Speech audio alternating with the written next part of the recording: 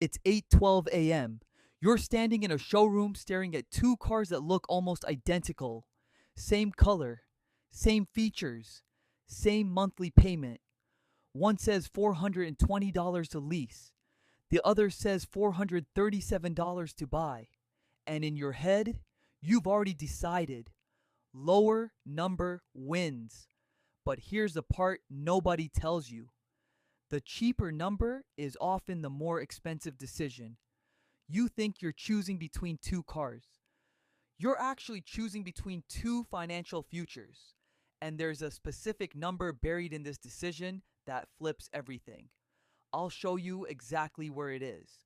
But first, you need to see what's really happening under the surface.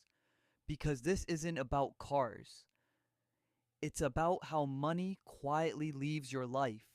The trap doesn't look like a trap, it looks like a deal. Now, zoom out for a second. In 1990, the average car loan was around 48 months, according to the Federal Reserve. Today, it's over 70 months. 7 years for something that loses value every day. And leasing, it exploded. Over 30% of new cars were leased at its peak, according to Experian. People think leasing is flexibility. What's actually happening is controlled spending disguised as freedom. You're not owning less commitment. You're just resetting it every 3 years. Imagine a treadmill. You step on. You walk. You never move forward. That's leasing.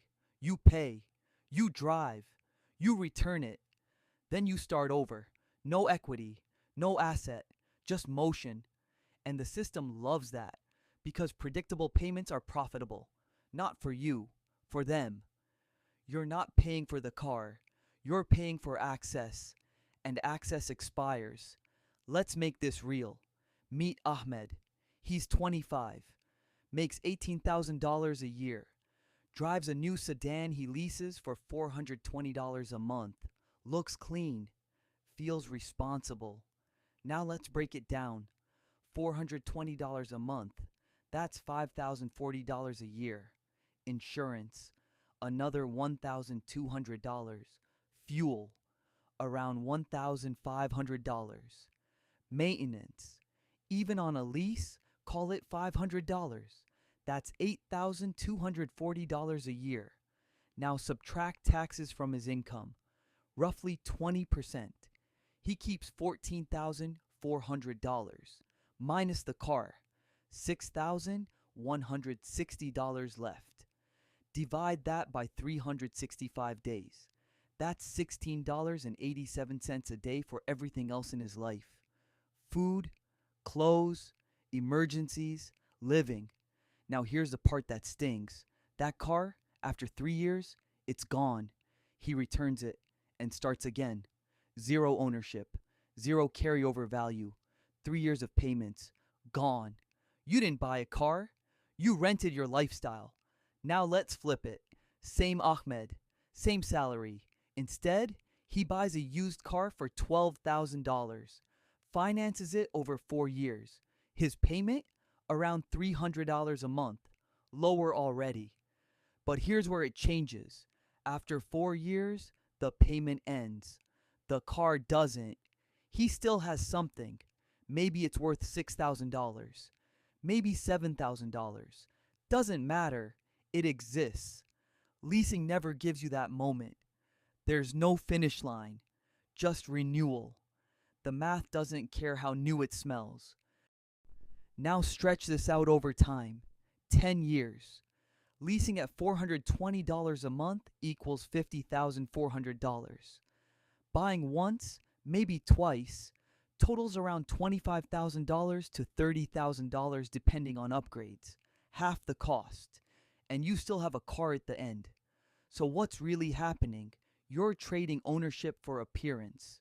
And it feels good. New car every 3 years. Latest model. No repair headaches.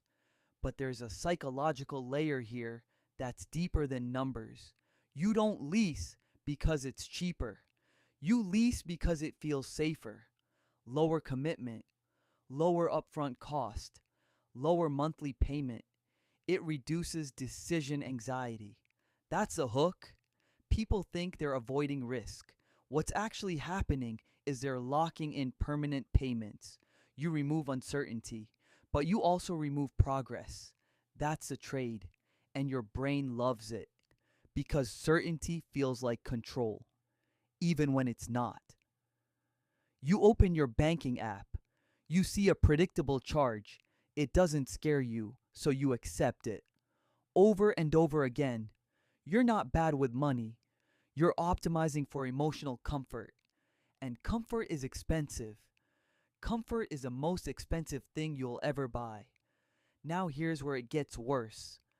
Leasing keeps you in upgrade mode. Every 3 years, you reset your baseline. New features become normal. Old cars feel outdated. So buying later feels like a downgrade. That's not an accident, that's conditioning. It's called the hedonic treadmill. You adapt, then you chase the next level again and again and again. You don't need a better car. You've been trained to want one. Now let's bring in another person. Sarah. Same age, same income. But she buys a $10,000 used car in cash. No payments. Insurance is cheaper, around $800 a year. Fuel stays the same. Maintenance maybe $800. Total annual cost around $2,600. Compare that to Ahmed's $8,240. That's a $5,600 difference every year. Now invest that difference. Even at a modest 7% return, according to historical Vanguard Index Fund data, over 20 years, that turns into about $230,000 from a car decision, one decision, same salary, same starting point, completely different outcome. Small decisions compound quietly. Now think about that for a second. You're not choosing between lease or buy. You're choosing between delayed wealth or permanent payments. And the scary part? Both feel normal because everyone around you is doing it. Leasing isn't rare. It's expected. It's a default. And defaults are dangerous because you stop questioning them. Nobody teaches you this. That's the point. Now let's go deeper into the real number that flips everything. It's not the monthly payment. It's not the interest rate. It's not even the total cost. It's cost per ownership year. Leasing gives you 0 ownership years. Buying gives you multiple. Even after payments end, that's the hidden multiplier. A $12,000 car used for 8 years costs $1,500 per year. A lease at $5,040 per year costs exactly that. Every year. Forever. No decline, no tapering, no relief. You're renting time. And time is expensive. You don't feel it in year 1, but by year 10, it's obvious. And here's a psychological twist. Leasing keeps your identity tied to consumption. You become someone who always has a payment, always upgrades, always stays current. Buying breaks that loop. It introduces something uncomfortable. Stillness. No payments. No upgrades. Just usage. And your brain hates that because it feels like you're missing out. Even when you're winning. You don't fear the cost. You fear the absence of new, and that's powerful because it keeps you spending. Now let's escalate this. Age 25 to 55, 30 years. Leasing at $420 a month equals $151,200.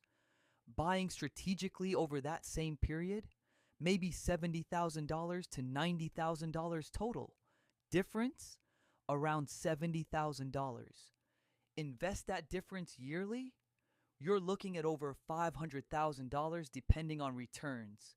$500,000 from how you chose a drive.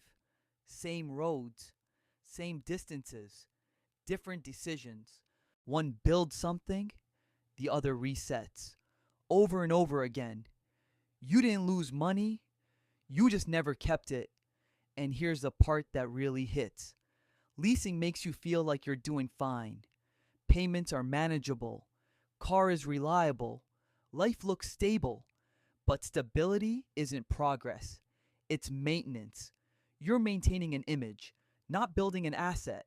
You don't own the car owns your cash flow, and that cash flow is your future. Every dollar has a job. Leasing gives it the same job forever. Paying. Now here's the reframe. Stop thinking of a car as a monthly payment. Start thinking of it as a cost per year of ownership. That's it. One shift. Suddenly, leasing looks expensive, and buying looks strategic. Because ownership creates leverage.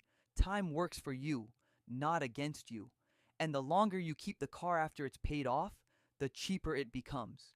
Year by year. Quietly. Consistently. That's the game. Stretch usage. Reduce reset. Keep the asset. And here's the callback. It's 8:12 a.m. You're still in the showroom. Two cars. Same look, same features, different paths.